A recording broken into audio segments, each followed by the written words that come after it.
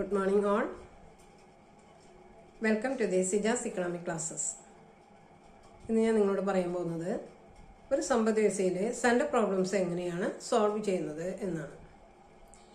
അപ്പോൾ centre problems എന്താണ് നമ്മൾ കഴിഞ്ഞ ക്ലാസ്സിൽ പറഞ്ഞിരുന്നു. ഒന്നുകൂടി പറയാം. What to produce, how to produce and for whom to produce. എന്ത് ഉൽപ്പാദിപ്പിക്കണം, എങ്ങനെ ഉൽപ്പാദിപ്പിക്കണം, ആർക്ക് വേണ്ടി ഉൽപ്പാദിപ്പിക്കണം. ഈ കേന്ദ്ര പ്രശ്നങ്ങൾ എല്ലാ സമ്പദ്വ്യവസ്ഥയിലും എന്താണ് വളരെ ഇമ്പോർട്ടൻ്റ് ആയിട്ടുള്ള പ്രശ്നങ്ങളാണ്.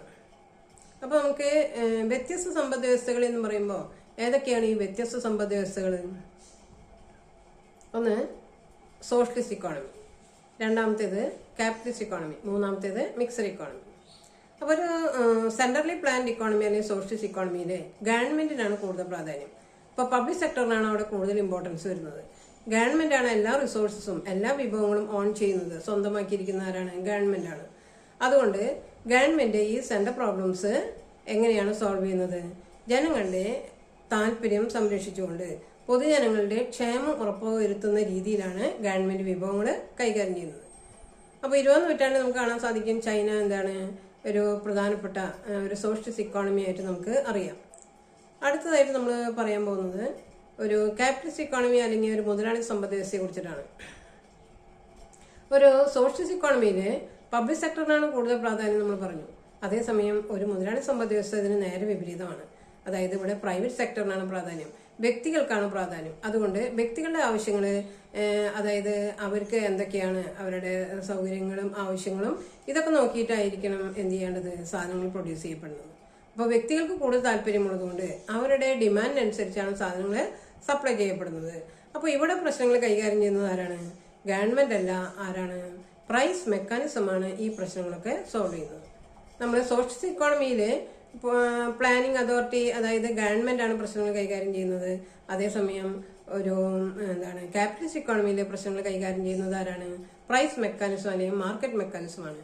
എന്താണ് പ്രൈസ് മെക്കാനിസം എന്ന് പറഞ്ഞാൽ?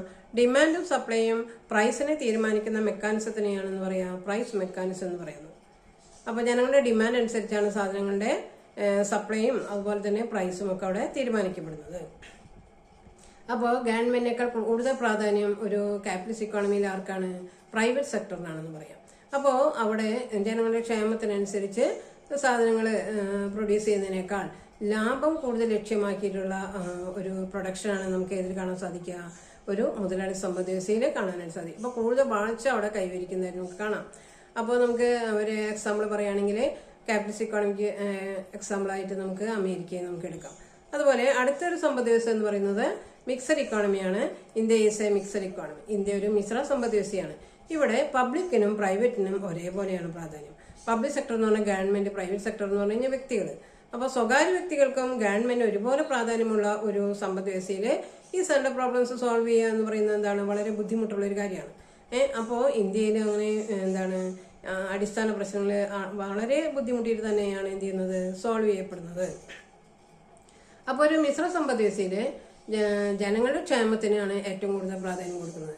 അതായത് ഗവൺമെന്റ് ജനങ്ങളുടെ ക്ഷേമത്തിനും പ്രൈവറ്റ് സെക്ടർ എന്തിനാണ്, ലാഭത്തിനും വേണ്ടിയിട്ടാണ് കൂടുതൽ പ്രാധാന്യം കൊടുക്കുന്നത്. അപ്പോൾ ഇന്ത്യയിൽ പൊതുമേഖലയും സ്വകാര്യ മേഖലയും ഒരുമിച്ച് ചേർന്നിട്ടാണ് പ്രശ്നങ്ങൾ, ഈ സെന്റർ പ്രോബ്ലംസ് സോൾവ് ചെയ്യുന്നത്.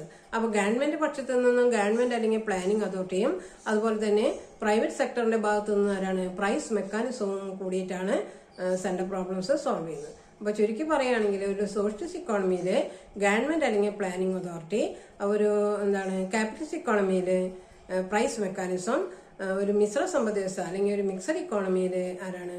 പ്ലാനിംഗ് അതോറിറ്റി, അതായത് ഗവൺമെന്റും അതുപോലെ തന്നെ ആരും ചേർന്നാണ്? പ്രൈസ് മെക്കാനിസവും ചേർന്നിട്ടാണ് സെന്റർ പ്രോബ്ലംസ് സോൾവ് ചെയ്യുന്നത്.